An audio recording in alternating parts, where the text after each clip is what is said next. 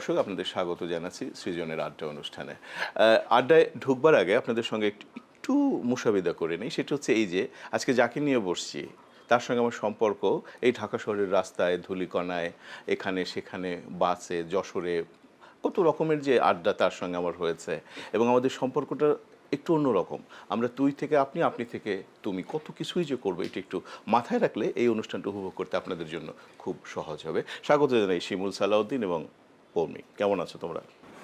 আমরা তো ভালো আছি, তোমাকে পেয়ে আরো বেশি ভালো আছি। ভালো আছি। ওর সঙ্গে তোমার বিয়ে হইলো কিভাবে? মনি ভাই, ভালো না। এখন ভালো ছাড়া কি কেউ বিয়ে করে? তো এটা তোমাকে প্রশ্ন করছি, তুমি বলো ভাই। প্রেম কত বছরের ওর সঙ্গে তোমার প্রেম? প্রেম নাই, পরিচয় 3 দিনের ছিল, তারপর বিয়ে হয়ে গেছে। 3 দিনের প্রেমে 3 দিনের পরিচয় বিয়ে? এটা তো তুমি তো খুব বিপদে পড়ে গেছো।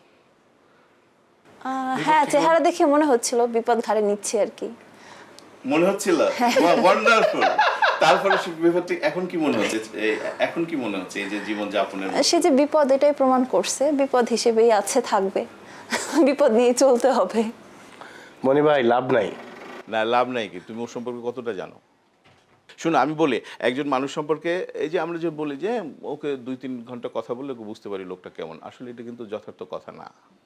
ধরো যে একজন মানুষ 20 বছর 30 বছর দেখে, তারপর একদিন হঠাৎ চেঞ্জ হয়ে যায়, অবাক হয়ে যায়, জারি এই লোকটা এরকম ছিল। শিমুল সালাউদ্দিন যে কি জিনিস তুমি টের পাবে পরে। মনি ভাই, তোমাকে অনেক ধন্যবাদ। তুমি যে প্রাথমিকভাবেই যে সবকিছু বলে দিচ্ছ, এই জন্য তোমাকে অনেক ধন্যবাদ। এবং এর ফলে আমি একটা আরো ভালো স্পেস গ্যাপ পাবো বলে আমি মনে করি। Thank you. না না, এটা হচ্ছে বলতেছে, কিন্তু পরে তোমার কাটবে। তুমি কিভাবে কাটবে? ও তো কবিতা লেখে, তোকে শব্দে কাটবে, তোমাকে উপমায় কাটবে, তোমাকে উৎপ্রেক্ষায় কাটবে, তোমাকে যে কিভাবে কাটবে কিন্তু তুমি টের পাবে না, কিন্তু রক্ত পড়তে থাকবে। ইস, তোমাকে কি ভয়টা দেখাচ্ছে তোমার দেশি ভাই। এই তোমার দেশি ভাই। সত্য কথাই বলতেছে সম্ভব। আচ্ছা, যাই হোক, তুমি যখন ওর সঙ্গে তোমার প্রথম দেখা কোথায় হয়েছিল? সেগুন বাগিচা রেস্টুরেন্টে দেখা হয়েছিল। তখন কেমন ছিল? গম্ভীর? হ্যাঁ, মানে চেহারায় গম্ভীরতা আনার চেষ্টা করেছে, কিন্তু হাসি হাসি একটা ভাব ছিল। ও আসার তোমার সঙ্গে দেখা করার আগে আমাকে ফোনে বলছে, মনে হয় আমি একটা বিপদের জায়গায় যাচ্ছি। কিরকম? যে আমি তো বিয়ে করতে চাই না, তুমি জানো যে আমার কত রকমের একটা ইয়ে আছে, কিন্তু এখন একটা পরিস্থিতির কারণে বিয়ে করতে যেতে হচ্ছে, তুমি জাস্ট আশীর্বাদ করো যেন বিয়েটা করতে না হয়। তুমি বুঝতেই পারছো মনি ভাইয়ের আশীর্বাদ কোনোভাবেই কাজে লাগে নাই। আশীর্বাদ তো নিশ্চয়ই করছে। আশীর্বাদ সম্ভবত হয়ে যাক এটাই করেছিল। কি এর কথা? তুমি তো উল্টা দিকে যাইতেছো, তো হবে না ভাই। লাভ নাই ভাই। তুমি ওর কবিতা পড়ছো কখনো? হ্যাঁ, কিছু করা হয়েছে। কেমন লাগে ওর কবিতা? বাইরের মেয়েরা কিন্তু খুব ওর কবিতা খুব পছন্দ করে। বাইরের মেয়ে? হ্যাঁ, আমাকে বলেছে যে তার অনেক অনেক মেয়ে ফলোয়ার আছে, একদিন ঝগড়া লাগছিল তখন আর কি বলছে। অলরেডি বলে ফেলছে? হ্যাঁ, একদিনে বলছে। তাহলে আরো কতদিন এরকম বলতে হবে ওকে? জীবন শেষ পর্যন্ত যে তোমরা দুজন একটা সুন্দর সংযোগের ভেতরে আছো, দেনা নেয়া, লেনদেন এবং জীবনের সম্পর্কের ভেতরে। আসলে জীবন তখনই পূর্ণ হয়ে ওঠে একটা নারী এবং পুরুষের যখন দুজন একসঙ্গে থাকে, একটা ছাদের নিচে থাকে। আর বৈপরীত্যের মধ্যেই কিন্তু সৌন্দর্য, তাই না? ও বলছিল যে ওর তোমার আমার সৌন্দর্য যেরকম, হ্যাঁ, বৈপরীত্যের মধ্যে যে সৌন্দর্য, সেটা তো এই সম্পর্কটা মাত্র তুমি অল্প কয়েকদিন, 4 মাস বিয়ে, এটা চলতে থাকুক এবং এর মধ্য দিয়ে ফুল ফুটুক, অজস্র ফুল ফুটুক। শিমুল, যেটা জানতে চাইছি সেটা হচ্ছে যে লেখালেখির জগতে তোর জন্ম হচ্ছে এই তুরাগেই, নদীর। তখন তো তুরাগ অনেক বড় ছিল, এত লোকালয় ছিল না, অনেক খোলামেলা জায়গা ছিল। সেই জায়গায় দাঁড়িয়ে আজকে কথা বলছিস। এই শিল্পের যে বীজ, এটা কি করে বুকের ভিতরে প্রথিত হয়েছিল? দারুণ প্রশ্ন মনি ভাই। আমার জন্ম ঠিক এই যেখানে আমরা বসে আছি এর থেকে 400 গজ সামনে আমার নানি বাড়ির যে আতুর ঘর, রান্নাঘর আছে, আসলে সে রান্নাঘরে আমার মা সেতারা বেগম, তিনি সম্প্রতি রিটায়ারমেন্টে গেছেন। তিনি সরকারি প্রাথমিক বিদ্যালয়ের শিক্ষিকা ছিলেন। তো মার কারণে বলবো, আমার মামারা সবাই খুবই শিল্প সাহিত্য মনস্ক। বিশেষ করে আমার ছোট মামা আল ইমরান, তিনি নিজে কবিতা লেখেন এখনো। ফলে বাড়িতে সবসময় এমন একটা পরিবেশ ছিল যে এখানে লেখালেখি বইপত্র নিয়ে কথাবার্তা সেটা সবসময় হচ্ছে। আর আমার দাদাবাড়ি যেটা, আমার দাদাবাড়িটাও মানে একটা বিশাল বাড়ি ছিল। আমার দাদি মারা যাওয়ার আগ পর্যন্ত আমরা প্রায় মানে ৬৭ জনে এক ডেকচির ভাত খাইতাম। অসাধারণ ব্যাপার। একসাথে ছিলাম সব পুরো পরিবারটা। আমার আব্বা 5 ভাইয়ের মধ্যে সবার ছোট, ফলে সব জ্যাঠা জেঠিরা মিলে, জ্যাঠাতো ভাই বোনরা মিলে একটা অসাধারণ পরিবার, আমার একটা অসাধারণ শৈশব আমার কেটেছে তুমি বলতে পারো। এবং তুরাগ নদীর এপারে এবং ওপারে, এবং তুরাগ নদীর এপারে নানি বাড়ি, ওপারে দাদা বাড়ি, ফলে এই তুরাগ কেন্দ্র করেই আসলে একভাবে আমার বেড়ে ওঠা। এবং এখানে এখন খুব নষ্ট হয়ে গেছে, উত্তরায় একটা দারুণ লাইব্রেরি ছিল, তখন এখানে আমরা যাইতাম। আমার ছোটবেলায় আমার মনে আছে আমি মামার হাত ধরে লাইব্রেরিতে গেছি। আমার মামারা টু সাম এক্সটেন্ট সবচেয়ে বেশি আসলে অবদান রেখেছে আমার লেখালেখিতে। এবং সেটা ধরো মানে এমনকি আমার প্রথম কবিতা যেদিন যখন ছাপা হয়েছে 1998 সালে, তখন আমি ক্লাস 8-এ পড়ি, সেটা আমার সেজো মামা পাঠিয়েছিলেন কবিতা, আমার মনে আছে। এবং শিমুল সালাউদ্দিন নামেই পাঠিয়েছিলেন। এবং সাহিত্য সম্পাদকের নামটা না বলি, তোমরা সবাই তার নাম জানে। উনি সম্ভবত ভেবেছিলেন এটা একটা নারীর পাঠানো কবিতা, ফলে উনি ছেপে দিয়েছিলেন। কবিতাটা খারাপ ছিল না, ভালোই ছিল।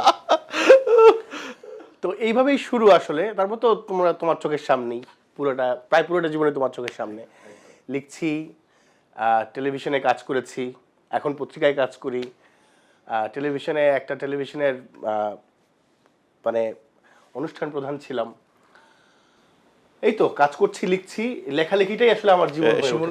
যেহেতু পত্রিকা প্রসঙ্গ এলো, একটা ঈদ সংখ্যাও তুমি করছো, করেছো কয়েকদিন আগেই করেছো।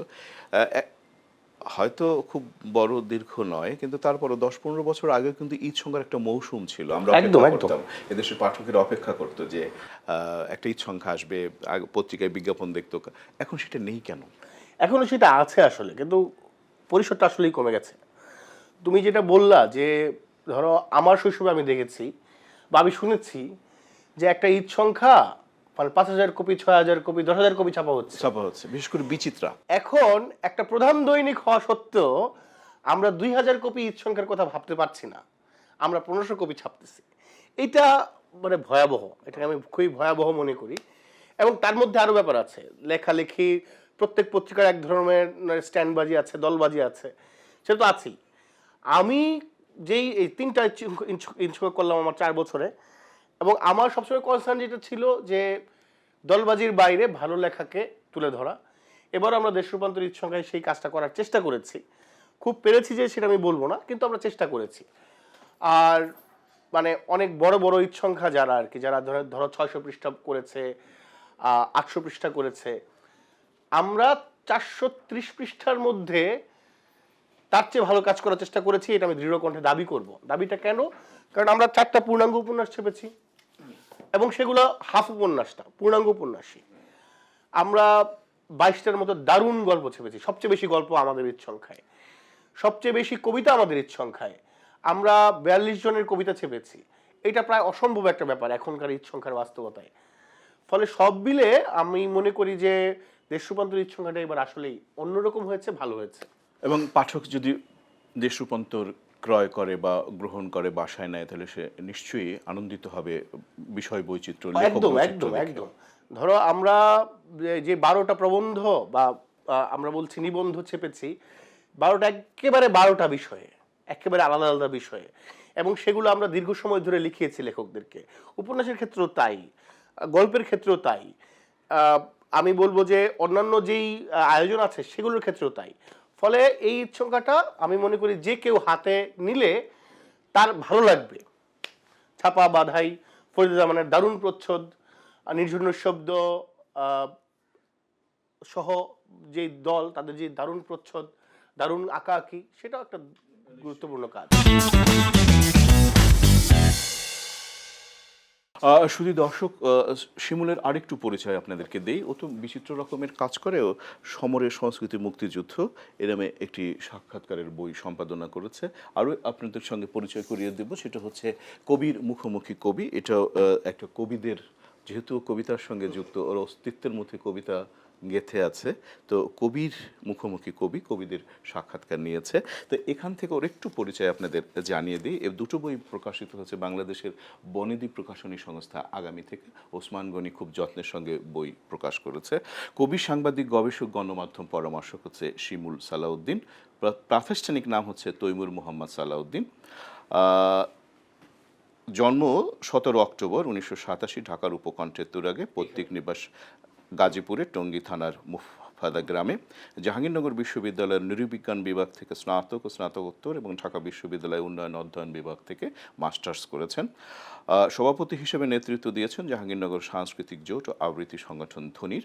আবৃত্তি সংগঠন ধ্বনির জন্য নির্দেশনা দিয়েছেন 4টি দলীয় মঞ্চ প্রযোজনা। বুঝতে পারেন যে একটি তরুণ তুর্কি আমাদের শিমুল সালাউদ্দিন, আর সঙ্গে যুক্ত হয়েছে আমাদের বরগুনার কন্যা। তো সুতরাং দুজন মিলে এক অসাধারণ যাত্রা। প্রথম বই কোনটা তোর? এটা না ভাই, আমার প্রথম বই এটা। কোনটা? শিরস্ত্রাণগুলি। এটা ঐতিহ্য করেছিল 2010 সালে। হ্যাঁ, তারপর সতীনের এই ছবিটা দেখেন কি নির্দোষ মনে হয় ছেলেটাকে, কিন্তু আসলে নির্দোষ না। চরম এটা বলবো, আপনাদের সঙ্গে দেখা হলে তখন বলবো যে কি জিনিস। আজকে ওর বউকে একটু একটু করে বলে যাচ্ছে। এখান থেকে একটু কবিতা পড়। শিরস্ত্রাণগুলি আমার প্রথম বই। প্রথম বইয়ে খুব আবেগ চাপল্যের না, তা তো নানা রকম বই, ওটা অস্বীকার করা যাবে না। একদমই না। শিমুল, যারা এটা এক ধরনের, আমি দেখেছি যে যারা খুব বড় হয়ে যায় তখন প্রথম বইটা বা প্রথম দিকের বইগুলো অস্বীকার করতে চায়। আমি মনে করি সেটা করা ঠিক না, কারণ ওই প্রথম দিকেই তো শুরু হয়েছিল। ওটা ভুল থাকবে, ত্রুটি থাকবে, আবেগ থাকবে, সেসব নিয়েই তো আমি এখানে এসে দাঁড়িয়েছি, তাই না? একদম অস্বীকার করা উচিত না। এইখানে দুটা ছোট্ট কবিতা শোনাই, একদমই 10 সেকেন্ড লাগবে। একটার নাম জলজ প্রস্থান। নাক মুখ চোখহীন দোষগুণ লাজ লজ্জা গাছ, জল ও সাবান ফেনা মাখামাখি করে দাঁড়িয়ে দাঁড়িয়ে দেখে নিষাদ বিষাদে ঈশ্বরী সমুদ্র। পরেরটা খুব মানে আমার খুব প্রচারিত কবিতা, দুপুর সমনামী কবিতাটার নাম। এই তো আকাশ ললাট ভাষা রোদ, এই তো বিষাদ কুঞ্চিত সব বোধ, এই তো তুমি আমি সর্বনাশের সর্বনামে থামি, আর প্রতিদিন ফুল পাতা বই মলাট ছিঁড়ে আনি, ধরার চুলে গুঁজবো বলে পুরনো সমনামী। বুঝতেছো সর্বনাশ কাহাকে বলে? কবির সর্বনাশ। বলছি না, শব্দ শব্দ করে দেয়। আচ্ছা, এই যে কয়েক মাস জীবন যাপন করলে, তো একজন শিমুল সালাউদ্দিনকে অনুভব কিভাবে তুমি করছো? কতটা দায়িত্বশীল? তোমার কি দায়িত্বশীল মনে হয় ছেলেটাকে আদৌ? না, কিছুটা দায়িত্বশীল সে, তবে লেখালেখি করতে বসলে আর কোনো দিকে খেয়াল থাকে না, তখন শুধু ওই দিকেই হচ্ছে মনোযোগ। ধরুন তুমি যে আছো বা না আছো এই বিষয়ে তার কোনো আগ্রহ নাই? না, লিখতে বসলে তখন আর পৃথিবীর কোনো খোঁজ থাকে না। গান টান শোনায় তোমাকে? ও কিন্তু ভালো গানও গায়, অনেক মেয়েকে শুনিয়েছে। হ্যাঁ, গান আমাকে কয়েকটা শুনিয়েছে, কবিতাও পড়ে শুনিয়েছে। এটা একটা গান শোনাতো দেখে। ভাই কি ভাই, এইখানে এইভাবে কেমনে গান শোনাবো? আমি তো মনি হায়দার না, আমি শিমুল সালাউদ্দিন। কোন গানটা শোনাতে পারো? বলছিলে যে ক্যাম্পাসে প্রথম একটা গান গিয়ে কাকে শুনিয়েছিলে? কোন গানটা ছিল সেটা আমার মনে নেই, কিন্তু তুমি শুনিয়েছিলে, একবারই শুনিয়েছিলে, বলেছিলে যাকে শুনিয়েছো তিনি কেঁদে দিয়েছিলেন। ও আচ্ছা, তুমি একটা বিখ্যাত গল্পের কথা বলতেছো। বলো, গল্পটা বলো। এটা হলো একবার মোহাম্মদ রফিক, কবি মোহাম্মদ রফিক, এই প্রসঙ্গটা আসবে। আমার দুই ওস্তাদ রফিক স্যার এবং সেলিম স্যার। তো রফিক স্যারের কাছে এখন নাই, উনি মারা গেছেন। আমাদের সাদি ভাই এক রাতে চলে গেছিলেন আর কি, দম করে বাসায় ঝগড়া টগড়া সবকিছু মিলে। তো সাদি ভাই যাওয়ার পর, সাদি ভাই তো অসাধারণ রবীন্দ্রসঙ্গীত গায়, আপনারা সবাই জানেন। সাদি মোহাম্মদ তাকিউল্লাহ। সাদি মোহাম্মদ তাকিউল্লাহ। তো সাদি ভাইকে নিয়ে আমরা মুক্ত মঞ্চের পাশে একটা জায়গায় বসেছিলাম। তখন বাজে রাত 9টা-10টা বাজে, এই সময় বসেছি আর কি। তো সাদি ভাই একের পর খুব আবেগাক্রান্ত একের পর এক গান গাইছেন, আমি আর রফিক স্যার শুনছি। তো একসময় সাদি ভাই বলল, এই ছেলে তুমি তো ভালোই মাথা ঝুঁকাচ্ছ, তুমি একটা গান করো। তখন আমি মানে from out of know where আমি একটা গান ধরলাম, আমি গাইলাম। আমি গান তো গাই চোখ বন্ধ করে, চোখ খুলে দেখলাম মানে দুইজন বড় মানুষ, আমার খুবই প্রণম্য মানুষ, সাদি ভাই এবং রফিক স্যার, তাদের দুজনের চোখেই পানি, দুজনেই কাঁদতেছে। আচ্ছা। অ্যান্ড মানে এই গানটা আমার আমার খুব নিজের খুব প্রিয় গান। আচ্ছা একটু শোনা। ভাই কঠিন হয়ে যাবে না এখন। কোনো হ্যাঁ, সমস্যা নেই। তুমি মোর পাওনাই পাওনাই পরিচয়, তুমি মোর পাওনাই পাওনাই পরিচয়, মালা দাও তারি গলে শুকায় তা পলে পলে, মালা দাও তারি গলে শুকায় তা পলে পলে, আলো তার ভয়ে ভয়ে রয়ে, বায়ু করো শোনো নাহি সয়ে, পাও নাই পরিচয়। এই গানে একটা জায়গা আছে এরকম, এসো এসো দুঃখ জালো শিখা, দাও ভালে অগ্নি বৈরিটিকা, মরণ আসুক চুপি পরম প্রকাশ রূপী, সব অবনত হোক নয় ধূপ, সকল পরাজয়, পাও নাই পরিচয়। এই গানটা সাদিক ভাই, তো এটা সাদিক ভাইয়ের ক্যাসেটের গান, সাদিক ভাই অসাধারণ গাইতেন, এবং মানে আমার তার 10% কিছু হয় নাই, কিন্তু ওই দিন পরিস্থিতি পরিবেশ এমন ছিল রাইট, যে মানে it has been clicked, clicked. এবং দুজনই কাঁদতেছেন, এবং উনি আমার বলছেন ভাই তুমি গান করো না কেন? আমি বললাম সাদি ভাই আমি তো কোনোদিন গান করবো এটা ভাবি নাই, আমি গান শুনেছি, আমি গান শুনে নিজের মতো করে গাই, ফলে এটা এরকম হয়েছে। না না, খুব ভালো গেছে, খুব ভালো গেছে।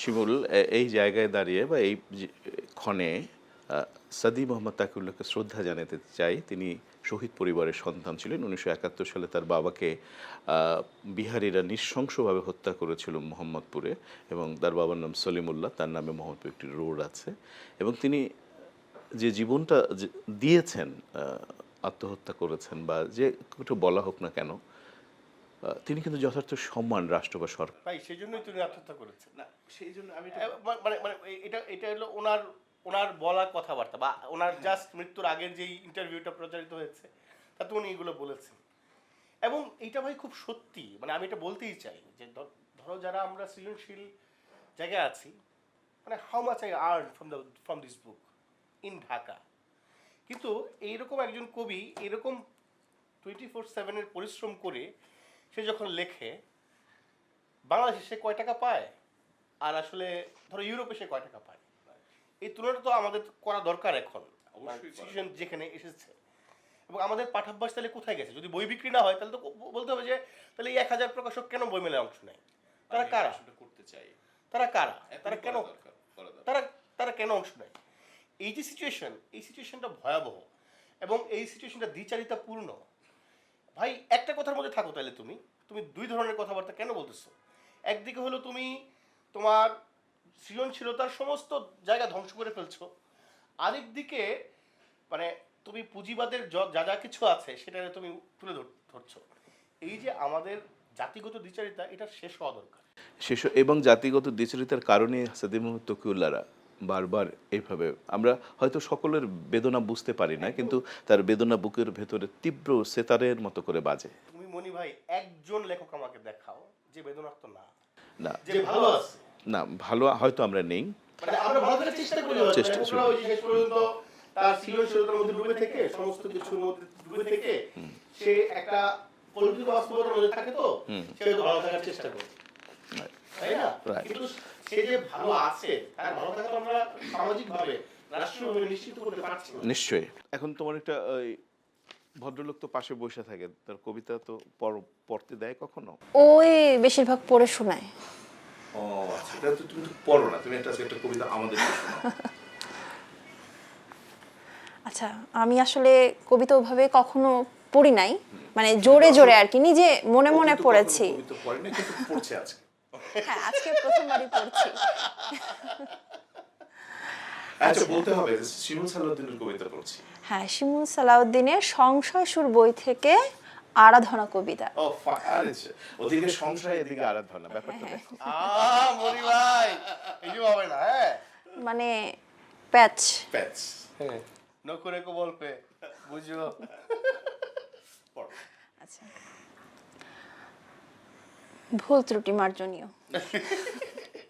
কিচ্ছু হবে না, পড়ো। আচ্ছা, এসো একই বিন্দুতে পড়ে থাকি আজ তন্ময়, ধ্যান বিন্দুতে পড়ে থাকি একা হয়ে দুইজনে তন্ময়, আরেক গান ছেড়ে রাখি মৃদুলয় কাহার বার, আর সেই বিন্দুতে ওই চূড়ায় চূড়ায় চলো রাখি চুমু শ্লেষ ও ঈর্ষা ও ঘৃণা, যা কিছু তরল এসো নিয়ে এসো, বিবশ বিকার তোমার কল্পনা সীমার পর্দা ছিঁড়ে এসো, ওষ্ঠে তুলে নিয়ে পবিত্রতা প্রার্থনা করো বিন্দু বাড়িয়ে দিয়ে, চুপ করে বুঝে থাকো চোখ আরামে নয় পরম বিন্দুর ধ্যানে। আর একটু আছে না, এতটুকুই থাকুক। নীরা নীরা। আচ্ছা আজকে পড়ো, ওইটুকু শেষ করো। আচ্ছা, এসো বিন্দুতে পড়ে থাকি আজ তন্ময়, সমূহ সম্ভাবনা ও জালের ভেতর দিয়ে, দেখা হবার আগ পর্যন্ত এসো একই বিন্দুতে পড়ে থাকি আজ তন্ময়, তীরের ফলার মতো নিজেদের দিকে ছুটে আসবার আগে এসো একই বিন্দুতে পড়ে থাকি আজ তন্ময়, ধ্যান ও সংযমে। বাহ, চমৎকার পড়েছো, প্রথম কবিতা পড়েছো, দুর্দান্ত পড়েছো। আচ্ছা ধন্যবাদ। শোনো, আজকে তো ঈদের চতুর্থ দিন, ঈদটা তোমরা কিভাবে উদযাপন করলে বলো? তুমি ওকে সকালে নাস্তা দিয়েছিলে? ঈদের নাস্তা হ্যাঁ, সেটা তো দিতেই হবে। সে নিয়েছিল, খেয়েছে? হ্যাঁ, সে খেয়েছে। কে বলছে যে মানে ঈদের শুভেচ্ছা টুভেচ্ছা তোমাকে জানিয়েছে? পূর্ণি, আজকে হচ্ছে চতুর্থ ঈদ, ঈদের চতুর্থ দিন। ঈদের চতুর্থ দিন। শিমুল সালাউদ্দিন আমার বাড়ি বরিশাল, ঈদের দিন তোমাকে ওর কি বাড়িও দিয়েছে? বরিশাল। আদৌ তোমরা কিছু ভাই দিয়েছে? এলাকার ইজন তোমাকে করতে সালামি চাও সালামি দিয়েছে? এটা একদম ঠিক না। দেয়নি। মানে তোমাকে আমি কিছু দেইনি, তুমি এটা বলতে পারলা? হ্যাঁ, এই যে এতদিন ধরে আমাকে নিয়ে সালামি করলা। হচ্ছে চেয়ে চেয়ে নিতে হয়, যে সালামি তো দিতে হয়, তারপরে হচ্ছে 10 থেকে 12 বার চাওয়ার পরে তারপর হচ্ছে কোন রকম দেয়? হ্যাঁ হ্যাঁ হ্যাঁ। কোন রকম। শিমুল, তুমি বাইরের মেয়েদের তো এরকম দাও না, তো চাওয়ার আগেই তো তুমি দিয়ে দাও। ভাই বাইরের মেয়েদের তো প্রসঙ্গ তো তুমি জানো, এটা তো ও জানে না, তুমি ওকে জানাচ্ছ কেন? ওকে না, জানায় তোমার কোনো লাভ আছে? ওর তো আমার দেশি মেয়ে, ওর তো ও। জানাইতে হবে যে তুমি এইভাবে শিমুলকে ধরে রাখবে, নাহলে কিন্তু শিমুল ছুটে যাবে। প্লিজ আমাকে ধরে রাখো। না, যে জিনিস ধরে রাখতে হয় তা কেন ধরে দেখছো, রাখবো? তুমি কিন্তু ভাই সংসার ভেঙে দিচ্ছ। না, আমি যতটুকু বুঝলাম সে অত্যন্ত কনফিডেন্ট, সে সংসার ভালো। ব্যাপার হলো ঈদের তো একটা শপিং আমাদের করতে হয়েছে, এবং সেটা দুই পরিবারের জন্যই সেটা আমরা করেছি। আর সালামি বিষয়ে তো তুমি বুঝতেই পারো, তুমি যেহেতু দাও না ফলে আমিও দিই না, এটা বড় ভাইদের কাছে শেখার মামলা, সেটা ব্যাপার আছে। আর মানে ঈদটা আমি মনে করি যে আমাদের খুব ভালোই কাটলো, প্রথম ঈদ আমাদের একসাথে। বাহ। এবং আমরা বরগুনায় গিয়েছি, এবং সেখানে আমরা মানে আমার অ্যানসেস্টার্স। তুমি গিয়েছো কিসে, লঞ্চে গিয়েছো না? না না, আমরা বাসে গিয়েছি, লঞ্চে এসেছি। বাহ, লঞ্চ জার্নিটা কেমন ছিল? দারুণ দারুণ দারুণ, মানে এই বরিশাল তো এই জন্যই পছন্দ আমার। বৈশের কন্যা এই কারণে পছন্দ। না না, জলজ মনি কন্যা। ভাইয়ের এলাকা, জলজ সেটা একটা কন্যা। মামলা। মনি ভাইয়ের এলাকা। আমি ফেসবুকে আমি খুব ঈর্ষা বোধ করি, মানে আনন্দিত ঈর্ষা, প্রায় দেখি তুই তোর মা বাবাকে নিয়ে যে ফেসবুক দিস, আজকালকার হয়তো এইরকম পারিবারিক ওয়েদারটা থাকে না। আমি খুব ভালো লাগে, আমার অসম্ভব ভালো লাগে। এইটা কিভাবে তৈরি হয় তোর মনি ভাই, ফ্যামিলির মধ্যে? মানে আমি তো তোমাকে বলছিলাম যে আমরা 67 জন এক ডেকচির ভাত খেতাম, একসাথে আমরা পুরো পরিবার বড় হয়েছি। এটা আমার দাদি মারা যাওয়ার পরে এটা ভেঙে গেল, এবং আমার জীবনের সবচেয়ে গভীরতম কষ্ট বোধ হয়েছে তখন আমি পেয়েছিলাম। এবং সেই ভেঙে যাওয়ার পর যেটা হলো যে আমরা কিন্তু এই বাড়িতে আমার আব্বা মা, আমার যে বোন এসেছে তার বাচ্চাদের নিয়ে আমরা থাকি, আমার দুই ভাই, রাব্বি তো জার্মানি, শাকিল অস্ট্রেলিয়া। কিন্তু I miss them very badly. এবং আমাদের ওই বাড়ির যেই ওই সময়ের শৈশবের যেই কালচারটা ছিল, ঈদের কালচার বলো, যে কোনো অনুষ্ঠানের আয়োজনের কালচার বলো, সেটা আমি খুবই মিস করি। খুবই মিস করি। এটা তো বাবা মা একটা অন্যরকম মানুষ আমার ধারণা। একদম একদম অন্যরকম তারা হই হুল্লোড় পছন্দ করে, তারা বেশি মানুষ পছন্দ করে, তারা এই যে এইখানে তো আমরা মোটামুটি অনুপরিবারের মতো থাকি। আচ্ছা, একান্নবর্তী পরিবার যে ব্যাপারটা সেটা তো ভেঙে খান খান হয়ে গেছে। একদমই একদমই। তোমাদের ফ্যামিলি কি তোমরা কতজন? আমরা তো আপাতত 4 জন আছি, কিন্তু না, আমাদের তোমার মা বাবার বাড়িতে? আমার মারা হচ্ছেন 4 বোন 2 ভাই, আমার বাবারা হচ্ছেন 4 ভাই 1 বোন।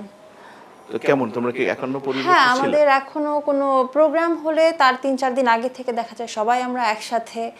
তারপর হচ্ছে মানে আমার মা আমাদেরকে সবসময় একটা জিনিস শিখাইছেন যে একটা আম যদি তুমি পাও আর ওখানে যদি 10 জন মানুষ থাকে, ওই আমটা 10 জনকে দিয়ে তারপরে খাবা, একা লুকায় নিয়ে খাবা না।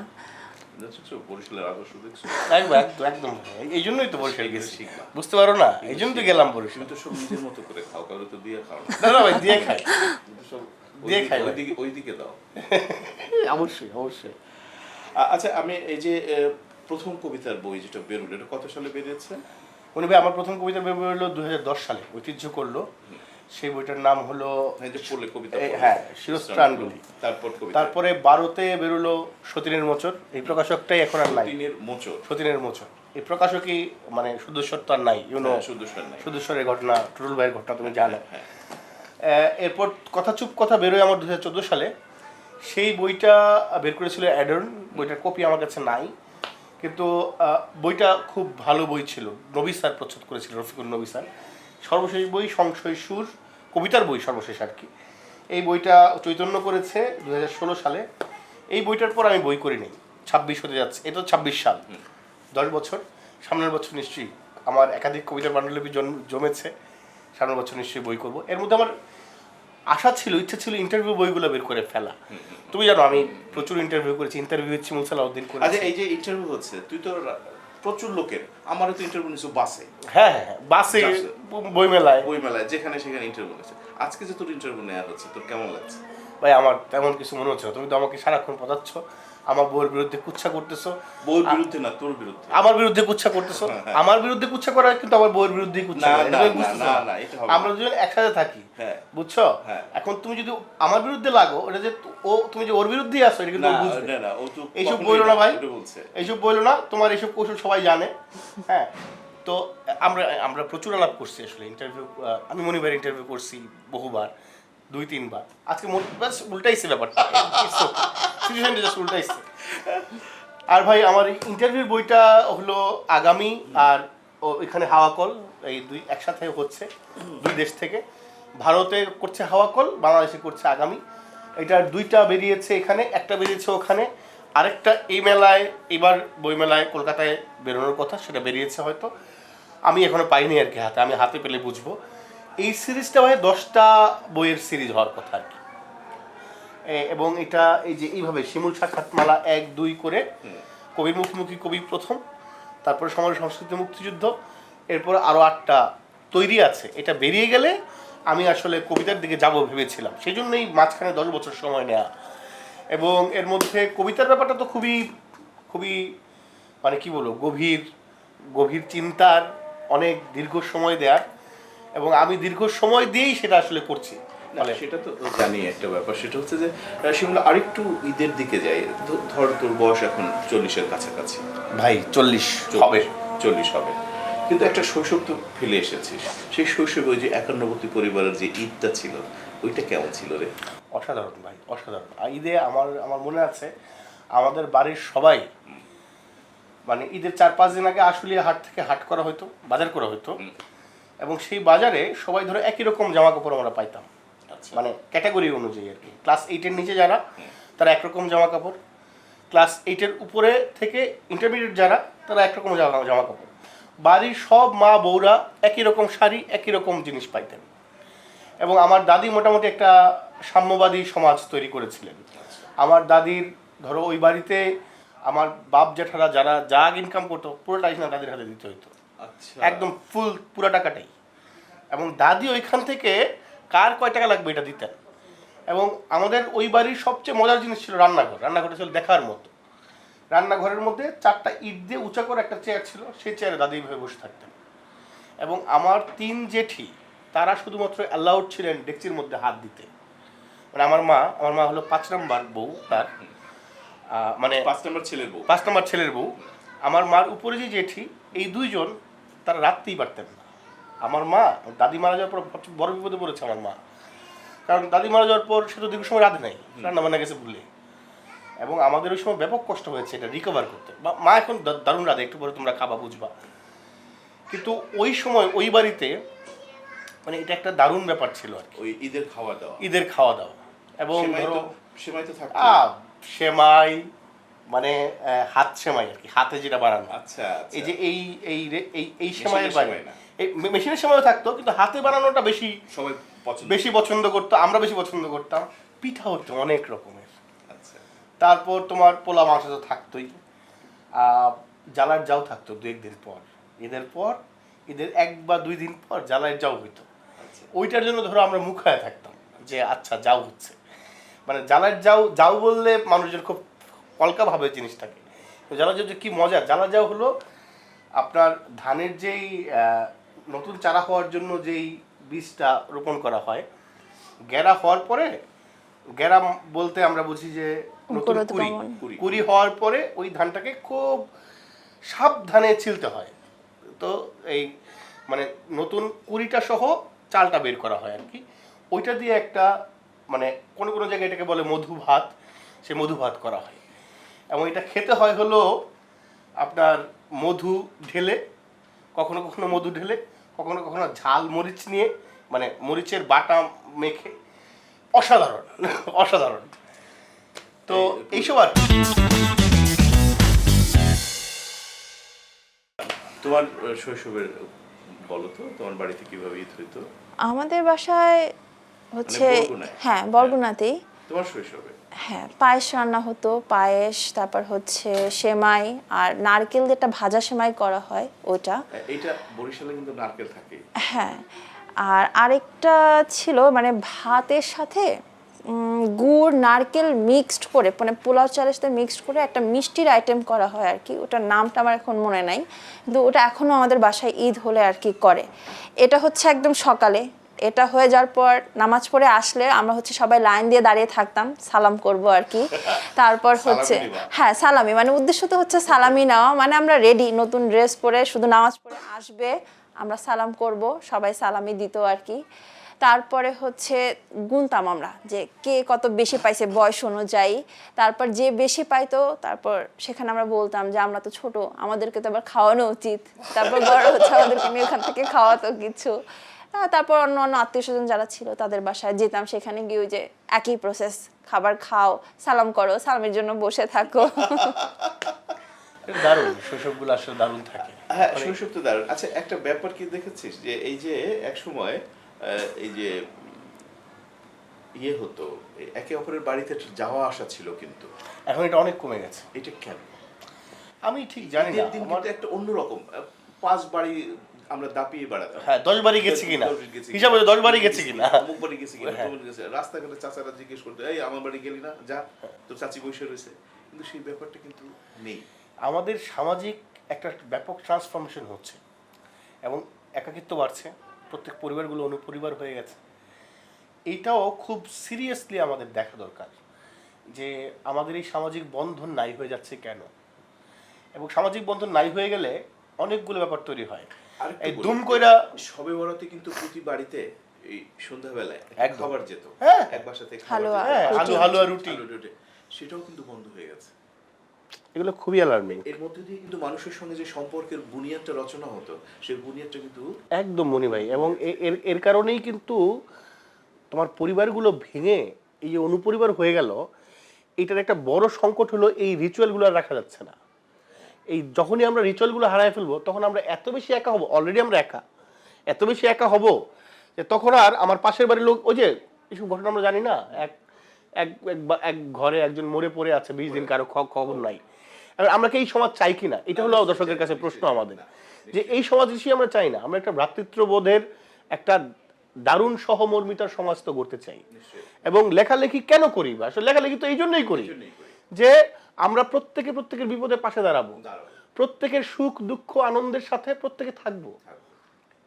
ঈদের মূল বার্তা কিন্তু এইটাই। কিন্তু সেই বার্তাটা যেন কেন ম্লান হয়ে যাচ্ছে। আমরা চাই শুধু দর্শক যে আমাদের মধ্যে যে ধর্মের বন্ধন এবং একই সঙ্গে মানবিক যে গ্রন্থনাটা আছে সেটা যেন তীব্র হয়ে ওঠে, আমরা যেন ভুলে না যাই আমার পাশের বাড়ির মানুষটিকে। এবং এই যে শবে বরাতের খাবারটা আমরা দিচ্ছি না, অনেকটা কমে গেছে, এটা খুব বেদনাদায়ক, আমার কাছে খুব বেদনাদায়ক মনে হচ্ছে। তো এই বিষয়গুলো আমরা একটু ভাববো, আমাদের ভাবতে হবে, না ভাবলে আমাদের এই একাত্মবোধ, বাঙালি জাতীয়তাবোধের যে একাত্মবোধটা সেটি গড়ে উঠবে না। শিমুল, গল্প তো কখনো লিখিস নাই? না ভাই, তোমাদের জায়গায় আমি যেতে চাই না। তোমরা গল্প উপন্যাসে একটু বিপদ আছে। ও কিন্তু বলছে আমাকে যে গল্প লিখবে। লিখবে, খুব ভালো, খুব ভালো, খুব ভালো। যারাই গল্প লিখতে চায়, উপন্যাস লিখতে চায়, আমি তাদেরকে এগিয়ে দিই, বাবা লেখো। তুমি আগামী বছর কিন্তু গল্প লিখবা, পারবা না? তুমি তো আইটির লোক, তুমি তোমার লেখার তো কোনো সমস্যাই নেই। জি, কম্পিউটার লিখবা। Chat GPT. আমি এটা থেকে দূরেই থাকি। একজন যেহেতু লেখার জগতে প্রবেশ করে সবকিছু ভুলে যায়, আমিও যদি এই জগতে প্রবেশ করে সবকিছু ভুলে যাই, দেখাই দাও যে আমিও তোমাকে ভুলে থাকতে পারি লিখতে গিয়ে। না সেটা আমি তাকে এমনিতেই দেখাই। যখন সে মানে ইহু জগতে ফেরত আসে তখন আমি আবার তাকে ইগনোর করি। আরে শালা, আমি তো দারুণ। উচ্চ অবস্থা, বরিশাল্লা মানুষজন। ভাইরে ভাই, কিচ্ছু বলার নাই। বরিশাল্লা করে এখানে কিন্তু জীবনানন্দ দাশ, অবশ্যই, এখানে আরো জালে মাতুব্বর, অবশ্যই, সুফিয়া কামাল, অবশ্যই, হাসান হাবিব, অবশ্যই, হোসেন মানিক মিয়া। হ্যাঁ, মনি হায়দার। সেটা আর আমি তো আর বলতে পারবো না। আমি বললাম, আচ্ছা। আমি বললাম। তোর একটা লাইন আমার খুব পছন্দ, তুই অনেকদিন ধরে আমাকে বলেছিস, কথা সাহিত্যের রকেস্টার, দারুণ লাগতো। যে সেটা অন্য ব্যক্তিগত ব্যাপার। আমাদের ঈদের সিনেমাকে দেখার একটা প্রচলন ছিল এক সময়। ভাই এখন তো সিনেমাই নাই, দেখবে কি? সিনেমা হল আছে, কই দেখবো? কেন নাই? আচ্ছা, সিনেমা তোর আব্বা আম্মা তো তখন তো ছিল, তখন কি কখনো গিয়েছিস? একদম। আমি আমার জীবনের প্রথম সিনেমা দেখেছি আমার বাপ মার সাথে। বন্ধু আমার, 1994 সাল। বন্ধু আমার সিনেমা বেরোইছে আনারকলি সিনেমা হলে, আমরা বাড়ির সব লোকজন একসাথে গিয়া সিনেমা দেখেছি। তোরা যদি পুরো একটা বাড়ি নিয়ে গেলেই তো একটা হল ভরে যায়। হ্যাঁ, এবং টঙ্গীতে 5টা সিনেমা হল চলতো কেমনে? আমরা দেখতাম বলে চলতো, হ্যাঁ, তাই না? এবং ধরো বন্ধু আমার সিনেমা আমার এখনো মনে আছে যে জাফর ইকবাল, ইলিয়াস কাঞ্চন, মানে এই যে নায়ক নায়িকাদের যে ঈদের মধ্যে একটা আমেজ, ওইটা সিনেমা ছাড়া হবে কেমন? এবং ধরো বাড়ির সবাই মিলে, আমরা সবাই মিলে সিনেমা দেখতে যাচ্ছি, পারিবারিক সিনেমা, এবং এখানে কোনো রকম অশ্লীলতার ব্যাপার নাই। এবং 94 পরে 95-96 90 দশকে কিন্তু শুরু হইলো, যে কারণে এখন দর্শক সেই অর্থে যায় না। টেলিভিশনগুলো আবার সিনেমা দেখায়, ধরো প্রচুর সিনেমা দেখায়, কিন্তু আমার আলাপটা হলো এই যে ট্রান্সফরমেশন, এই ট্রান্সফরমেশনের সাথে সাথে আমাদের সিনেমা কেন আগাইলো না? আমাদের হলগুলো কেন কমে গেল? দর্শকরা কেন হল বিমুখ হলো? প্রযুক্তি একটা মামলা, কিন্তু তারপরও তো নতুন সিনেমা দেখার একটা ব্যাপার আছে, বড় হলে বড় পর্দায় সেটা দেখার ব্যাপার আছে না? তুমি কবে সিনেমা দেখছো লাস্ট? অনেক বছর আগে। লাস্ট তো আমরা দুজন একসাথে গেলাম না? কোন সিনেমা বলো তো? ওই যে কি যেন নাম, তুমি ভুলে গেছো। দেখো, দেখছি আমরা স্টার সিনেপ্লেক্সে আমরা একটা হ্যাঁ সিনেমা হ্যাঁ দেখছি। হ্যাঁ, ভালো ছিল বেশ ওটা। ভালো ছিল বেশ, তাও আমাদের মনে নাই, মানে সিনেমা না আমার কাহিনীটা মনে আছে। নাম বলো তো দেখি। আচ্ছা নামটা আমার মনে নেই। নাম মনে নেই, দেখছো? মানে আমি বলছি যে একটা সিনেমা, বন্ধু আমার দেখেছো কত বছর আগে, মনে আছে, এখন আমরা দেখতে পাচ্ছি। তুমি এই তো 3-4 মাস হবে তোমরা সিনেমাটা হয়তো দেখেছো, মনে নেই? তাও 3-4 মাসের মধ্যেই দেখেছি। হ্যাঁ, বড় পর্দায় স্টার সিনেপ্লেক্সে সিনেপ্লেক্সে বেশি টাকা টিকিট কেটে অন্যতম প্রযুক্তির অন্যতম কাঠামোর মধ্যে দেখেছো, তারপর একটু মনে নেই। আসলে এরকম তুমি দেখো পুরোনো দিনের গান তুমি যদি যেতে যেতে রাস্তায় শোনো, এখনো দাঁড়িয়ে যাও একটু কান পাতো যে গানটা শুনি, তাই না? এখন কিন্তু গান যে হচ্ছে না তা না, প্রচুর গান হচ্ছে, কিন্তু গানগুলো আমাকে স্পর্শ করছে না, তোমাকে স্পর্শ করছে না, তোমার ভিতরে কোনো বৈরবী বাজাচ্ছে না। একদম ভাই, একদম। তোমার তো গান গাওয়ার কথা ছিল। ও আরেকটা শুনিয়ে দিক। না, তুমি আমার উপর দিয়ে পার হয়ে পায়ে যাবা। বিয়ে তো করছি, তোমার উপর দিয়ে পার পাবো সেজন্য। দেখছো, এই আসল কথা বেরিয়েছে। আচ্ছা, অনেকক্ষণ গান হয় না, একটা গান শোনো ভাই। আমি কি গান শোনাবো ভাই? এটা কোনো কথা বললাম? শোনা অডিয়েন্স। ও মন রমজানের ওই রোজার শেষে এলো খুশির ঈদ, তুই আপনাকে আজ বিলিয়ে দে শোন আসমানি তাগিদ। Thank you. আচ্ছা, এই গানটা কিন্তু না হলে ঈদটা যে হচ্ছে, এটা কিন্তু ঈদের জাতীয় সঙ্গীত। একদম একদম। এবং কাজী নজরুল ইসলাম লিখেছেন, কি অসাধারণ, এবং সুরটা একটু অদ্ভুত না? অসাধারণ সুর, অসাধারণ সুর। একটা অসাধারণ প্রতিভা ছিল মানুষটার। এরা আমাদের আছে, অথচ আমরা, তারপর বললাম না, বাকিটুকু তুমি বলো। না, বলার কিছু নাই, দর্শক আপনারা বুঝে নেবেন আমরা ক্রমশ ক্ষয়িষ্ণু হয়ে যাচ্ছি, শূন্য হয়ে যাচ্ছি, কিন্তু ফিরতে হবে আমাদের, কারণ এই দেশটা আমাদের। কেমন? আচ্ছা, তুই তো অনেক রকমের কাজ করছিস, যে সমরি সংস্কৃতি, মুক্তিযুদ্ধের সময় কিন্তু একটা ঈদ এসেছিল, সেটা কিন্তু খুব কঠিন ছিল, খুব ভয়ানক ছিল, খুব বেদনাক্ত ছিল। এই বিষয়ে কোনো তথ্য তোর কাছে আছে? ভাই, আমার এই বইটাতে মুক্তিযুদ্ধের সময় সমর সংস্কৃতি মুক্তিযুদ্ধ আসলে হয়েই ছিল মূলত মুক্তিযুদ্ধের চেতনা কোন দশায় আছে সেটা বোঝার জন্য। এবং এইখানে আমি 2 প্রজন্মের 20 জনের সাথে কথা বলেছি। 2 প্রজন্ম মানে হলো, এক প্রজন্ম সরাসরি মুক্তিযুদ্ধ করেছে, মুক্তিযুদ্ধের বুদ্ধিবৃত্তিক জায়গার সাথে যারা যুক্ত ছিল তারা। আরেক প্রজন্ম যারা এর পরে, মুক্তিযুদ্ধের পরে মুক্তিযুদ্ধের চেতনাকে সংজ্ঞায়িত করার চেষ্টা করেছেন তাদের কাজ দিয়ে, তাদের কথাবার্তায়, এরকম আর কি। তো এই ইন্টারভিউ দুইটার মধ্যে, মানে এগুলো প্রত্যেকটাই যুগল ইন্টারভিউ। ধরো সৈয়দ হাসান ইমামের সাথে বসেছেন হয়তো তার মেয়ে সঙ্গীতা ইমাম, ফলে যিনি আবার এখন মুক্তিযুদ্ধের প্রয়োজন, মানে চেতনা নিয়ে যিনি কাজ করেন, সৈয়দ হাসান ইমাম সরাসরি মুক্তিযুদ্ধে অংশ নিয়েছেন এবং কাজ করেছেন, এবং বুদ্ধিবৃত্তিক জায়গায় কাজ করেছেন, বেতারের জন্য কাজ, স্বাধীন বাংলা বেতারের জন্য কাজ করেছেন, প্রচুর কাজ করেছেন। আবার এই একইভাবে 10টা শিল্প শাখার 20 জন এখানে আছে, ভাস্কর, নৃত্যশিল্পী, প্রত্যেক জায়গার। ফলে এই বইটা আমি মনে করি একটা oral history for our liberation war. সেখানে ইটাকে আছে। আমি দুরাগতভাবে কিছু ছবি দেখি, সেটা হচ্ছে যে 1971 সালে মুক্তিযুদ্ধ চলবার সময় কলকাতার পার্ক সার্কাসে বা কোথাও এক এলাকায় নামাজ পড়ছিলেন বাংলাদেশের প্রথম প্রধানমন্ত্রী তাজউদ্দিন আহমেদ এবং মুক্তিযুদ্ধের প্রধান সেনাপতি ওসমানী, ওসমানী নামাজ পড়ে তারা কোলাকুলি করছিলেন। এই ছবিটা হারুন হাবিবের তোলা, হারুন হাবিবের আলাপ এখানে আছে, এবং হারুন হাবিবি ওইটার স্মৃতি কথাটা লিখেছিলেন প্রথমত। তো ফলে এই বইটা আসলে সমর সংস্কৃতিতে মুক্তিযুদ্ধের যে চেতনা তাকে নিয়ে কথা বলে, এবং মুক্তিযুদ্ধের চেতনাটাকে পুরোপুরি ধরবার একটা চেষ্টা ছিল এই 10টা ইন্টারভিউ, এই 20টা ইন্টারভিউর মধ্যে। আসলে আমাদের আজকে আমরা যে কথা বলছি, আমাদের যেরকম রাজনৈতিক, সাংস্কৃতিক এবং একই সঙ্গে অর্থনৈতিক যে বিকাশ হচ্ছে, মূলত তো মুক্তিযুদ্ধ, একটি স্বাধীন বাংলাদেশ। এই স্বাধীন বাংলাদেশের স্বপ্ন একজন তরুণ হিসাবে কতটুকু নিয়ে যেতে চাস কালচারালি?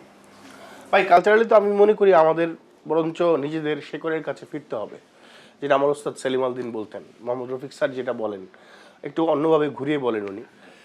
তো এবং সেখানে ফেরার উপায়টা হলো একটা সহমর্মী সমাজ গড়ে তোলা। সহমর্মী সমাজ মানে কি? মানে মনি হায়দারের বিপদে শিমুল সালাউদ্দিন দাঁড়াবে, শিমুল সালাউদ্দিনের বিপদে মনি হায়দার দাঁড়াবে, এবং এটার জন্য কাউকে বলে দিতে হবে না, এটা স্বতঃস্ফূর্তভাবে হবে। কিন্তু যেভাবে আমরা অনুপরিবারে বিভক্ত হয়ে যাচ্ছি, তাতে এটা আসলে সুদূর পরা হতো। ফলে এইখানে সোশ্যাল স্পেস সেটাকে বাড়াইতে হবে। সামাজিক যেই পরিসর, এটাকে যদি আমরা বাড়াই, তাতে হলো আমাদের অনেক বেশি দেখা হবে, অনেক বেশি কথা হবে, আমাদের সুখ দুঃখের শেয়ারিং হবে। সেইখানে একটু আমি মনে করি রাষ্ট্রীয়ভাবে এটা নিয়ে কাজ করা দরকার, সিরিয়াসলি কাজ করা দরকার। শিল্প সাহিত্যের জায়গাটা ক্রমশ সংকুচিত হচ্ছে, সোশ্যাল স্পেস নাই বলেই। ফলে এই জায়গাগুলোকে ঠিকঠাক করা দরকার সবার আগে। এবং আমি মনে করি নতুন যেই সরকার, সেই সরকারও এই ব্যাপারগুলোকেই আগে প্রাধান্য দেবে। কারণ ভাই, সোশ্যাল স্পেস না থাকলে ধরেন 20 জন লোকের পক্ষে তো সম্ভব একটা জায়গা দখল করে সেখানে মানে একটা সরকার গঠন করে ফেলা, কিন্তু that would not be validate. সেটা ভ্যালিডেট হয় জনগণের মাধ্যমে, জনগণের কথায়, জনগণের অ্যাকশনে। ফলে এবং বাংলাদেশের জনগণ কিন্তু খুবই মেরমেরা টাইপ ভাই, মানে তারা হলো শেষ পর্যন্ত দেয়ালে পিঠ থেকে যাওয়ার পর কথাটা বলবে, তার আগে সে বলবে না। এখন আমাদের পিঠ যে দেয়ালে ঠেকে গেছে, আমাদের জনগণের বেশিরভাগ লোক সেটা বুঝতেছে না। এইটা শিল্পী সাহিত্যিকদের দায় সেখানে, শিল্পী সাহিত্যিক বুদ্ধিজীবী যারা, তারা সেটা বোঝাবেন। আমি আবার কথাটা কিন্তু সবসময় বলছি, এই ঘোর 1.5 বছরের মধ্যে আমি বলেছি, তার আগে আওয়ামী লীগ আমলেও আমি বলেছি, মানে এখনো বলছি, ভবিষ্যতেও বলবো। ফলে আমি মনে করি আমাদের সোশ্যাল যেই ক্রাইসিসগুলা, এই ক্রাইসিসগুলাকে সবার আগে মেনশন করা এখন দরকার, সবার আগে। আজ শুনো বলে, ও কিন্তু একসময় পকেটে গোলাপ নিয়ে ঘুরতো,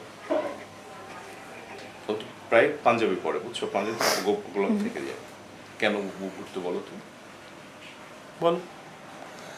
মানে কবি পকেটে- মানুষ ঘুরতেই পারে। কাউকে দেওয়ার জন্য। ও, সেগুলো আমার কাছে আসে নাই। আমি জাস্ট এই প্রশ্নটাই করতে চেয়েছিলাম। তোমাকে কখনোই এই এই কয় মাসের মধ্যে একদিনও একটা গোলাপ দেয় নাই? একদিন এবার একটা ছিল গোলাপ লাল টকটকে গোলাপ। স্বেচ্ছায় নিয়ে আসছিল, তারপরে এখন পর্যন্ত স্বেচ্ছায় আনি না, আমি বললে তারপর নিয়ে আসছে। ভাই লেখক মানুষ তো। ভাই তুমি আমার বাড়িতে কি ঝামেলা করতে আসছো ভাই? না না, ঝামেলা না, আমি আমার বোনটাকে বোঝানোর চেষ্টা করছি যে শিমুল কিন্তু গোলাপ দেয়, চাইলেই দেয়, না চাইলেও দেয়। না চাইলে দেয়, না চাইলে একবার দিয়েছে। গুড। দেখো তোমার কথা প্রমাণ করে দিস। মনি ভাই অনেক ধন্যবাদ আমাদেরকে সময় দেওয়ার জন্য। তুমি এসেছো আমাদের কাছে। তুমি ভালো থাকবে, ঈদ মোবারক। হয় নাই এখন কাজ বাকি আছে। আর তুমি হাতটা দাও, ঈদ মোবারক ভাই। আমরা শেষ প্রান্তে আছি, তো শেষ প্রান্তে যাওয়ার শেষটা তোর একটা গান থেকেই আমরা শেষ করে দেবো, একটা ছোট গান গেয়ে ভাই। আর পূর্ণিম ভাই আমি একটা কবিতা পড়ি ভাই। না কবিতা একটা ছোট গান, একটা গান। না ভাই আমি তো গান গাওয়ার লোক না, তুমি না। বুঝতে পারো। সেটা আমিও জানি এবং যারা অডিয়েন্স তারাও জানে তুই কবিতার মানুষ, কবিতা তো একটা পড়েছিস, তোর কবিতা আবার তোর স্ত্রীও আমি পড়েছে, গান আমরা গান গাওয়া শুনেছি। শুনলাম ভাই। না, এখন হচ্ছে কি যে এটা একটা একটা আনন্দের প্রোগ্রাম, তো একটু সুরে সুরে শুধু শেষ হয়, তার একটা রেস্ট থেকে যাবে, কেমন সেই রেস্টটা নিয়ে যেতে চাই, কেমন এইটু হচ্ছে মূল ব্যাপার। পূর্ণি, তো যাই হোক সব কিছু মিলিয়ে তোমরা দুজনে সুন্দর থাকবে।